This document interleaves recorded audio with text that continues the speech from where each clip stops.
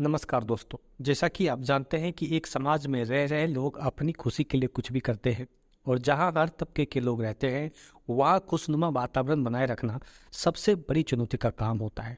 लेकिन क्या आपको पता है, खुश रहने से उसका सीधा संबंध वहां के शिक्षा व्यवस्था से होता है। क्योंकि पूरी दुनिया में देखा जाए तो जो विकसित देश है वहाँ के लोग सबसे ज़्यादा खुश रहते हैं। ये बात हम नहीं बोल रहे बल्कि अमेरिका के गैलप संस्थान का वर्ल्ड हैप्पीनेस इंडेक्स रिपोर्ट से सामने आता है। और हर साल ये इंडेक्स बताती है कि विकसित देश सबसे ज़्यादा खुश रहते हैं क्योंकि वहाँ की शिक्षा व्यवस्था ही ऐसी है कि सभी लोगों में एक म्यूचुअल अंडरस्टैंडिंग होती है। अब आप सवाल कर सकते हैं कि क्या भारत के लोग खुश नहीं रहते हैं? तो मेरा आंसर यही है कि बिल्कुल, भारत के लोग भी खुश रहते हैं, लेकिन एक बड़ा तबका ऐसा है जहाँ शिक्षा व्यवस्था लचर है, जिससे लोग वहाँ के अनुसार उपलब्ध रिसोर्सेज में या तो जीवन जीने को मजबूर रहते हैं या अपराध के रास्ते खोज लेते हैं, जिससे डरावनी स्थिति बन जाती है। हो सकता है वर्ल्ड हैप्पीनेस इंडेक्स से आप सहमत न रखते हो और कुछ परसेंट तो हम भी नहीं रखते हैं, क्योंकि इंडेक्स बनाने वाली संस्था ट्रांसपेरेंट नहीं होती है और कई बार तो वो दूसरे देशों के साथ हिपोक्रेसी भी करती है। खैर, जो भी हो, आपको बता दें कि पिछले 3 साल की वर्ल्ड हैप्पीनेस इंडेक्स आई, जिसमें फिनलैंड ने लगातार 6वीं बार सबसे खुशहाल देश का दर्जा हासिल किया है।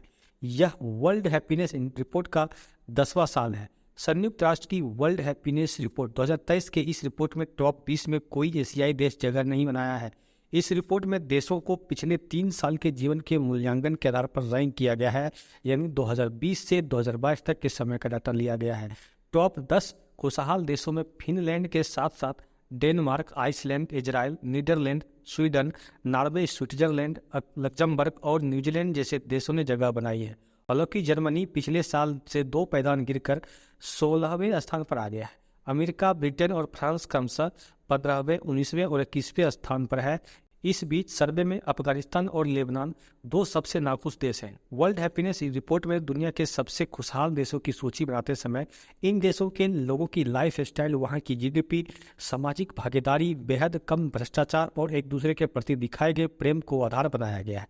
इसी आधार पर हैप्पीनेस रिपोर्ट ने अपनी रैंकिंग में फिनलैंड को इस बार भी टॉप पर रखा है। जुलाई 2012 में संयुक्त राष्ट्र महासभा ने 20 मार्च को अंतर्राष्ट्रीय खुशी दिवस के रूप में घोषित किया है, जो इस विचार को बढ़ावा देता है कि खुशी की खोज एक मौलिक मानव लक्ष्य है। अगर भारत की बात करें तो 126वें नंबर पर आता है, जो कि पाकिस्तान के 108, बांग्लादेश के 118 और श्रीलंका के 112 से कहीं पीछे हैं। हम सब जानते हैं कि पड़ोसी देश में अभी क्या हालात है।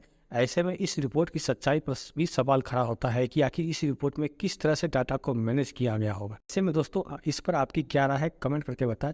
यदि दोस्तों यह वीडियो आपके काम आया तो इस वीडियो को लाइक कर दीजिए। यदि आपको इसी तरह की वीडियो देखनी तो इस चैनल को सब्सक्राइब कर लीजिए। तो मिलते हैं अगले वीडियो में, तब तक धन्यवाद।